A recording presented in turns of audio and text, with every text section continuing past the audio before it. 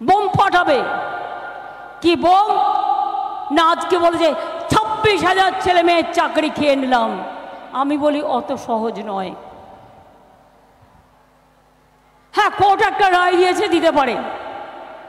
সব রায় যে আমায় মানতে হবে তার তো কোনো মানে নেই। রায়ের বিরুদ্ধে অ্যাপিল করার জন্য উচ্চ আদালত আছে।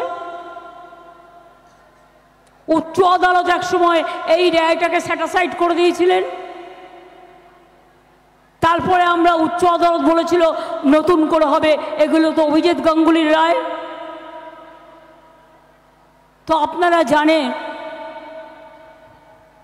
ওই কাকের কাকাই হয়, কাকের কর্কশ গলা কখনো চেঞ্জ হয় না।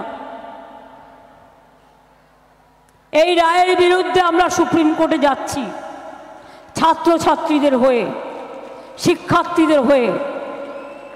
23,000 26,000 ছেলে মেয়ে মানে 1.5 লক্ষ 2 লক্ষ পরিবার।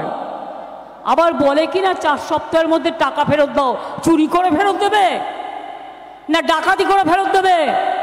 আজকে তোমরা যারা কাজ করো চেয়ারে বসে সরকারি টাকায়, তারা বলো যে আজকে চাকরি করে সারা জীবন যত ইনকাম করেছো, আজ যদি কেউ রায় দিয়ে বলে সবটা ফেরত দাও, ফেরত দিতে পারবে? এর ফলে আমি জানি অনেকের মন খারাপ। মন খারাপের দরকার নেই, হতাশ হবেন না।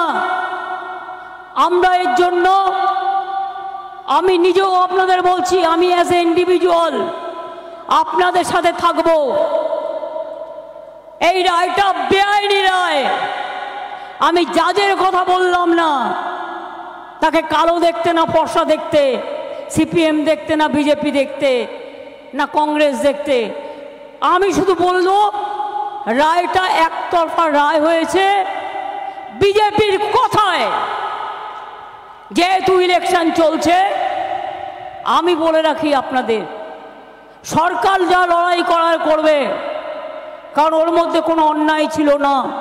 যদি অন্যায় থাকে আমায় বলুন, আমি রেকটিফাই করে নেব। আজকে 8 বছর বাদে আপনাদের মনে হলো ইলেকশনের সময় 26,000 ছেলে মেয়ের চাকরি খেয়ে নি, নিজেরা একটা লোককে চাকরি দিতে পারেন না? নিজেরা আজ পর্যন্ত একটা লোককে চাকরি দিতে পারেননি। দেশে বেকারের সংখ্যা হু করে বাড়ছে, আর আমার হাতে 10 লক্ষ চাকরি রেডি হয়ে পড়ে আছে রাজ্য সরকারে। শুধু করতে পারছি না এই বিজেপির জন্য। কিছু করলেই বিজেপি গিয়ে কোর্টে গিয়ে একটা পিল করছে, আর বিজেপির পিল খেয়ে চাকরিটাকে কিল মেরে দিচ্ছে।